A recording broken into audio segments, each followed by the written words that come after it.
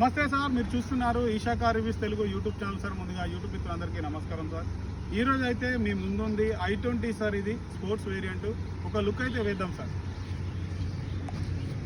2015 model sir. ఇది sports petrol sir. ఇది చాలా బాగుంది సార్. వెహికల్ గుడ్ కండిషన్లో ఉంది సార్.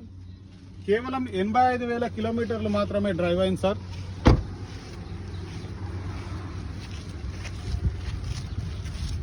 మీకు రియర్ ఏసీ వెంట్స్తో వస్తుంది సార్ వెహికల్.